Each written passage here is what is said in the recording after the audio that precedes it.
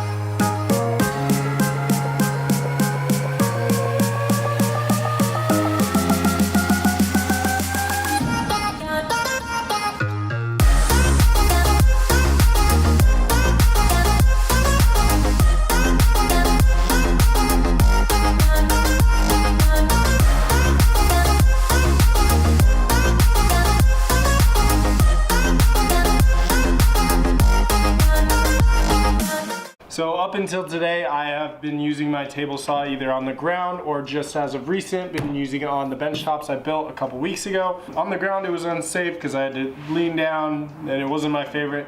And then since building these, I've been using this and it's just too high. The tabletop sat around here.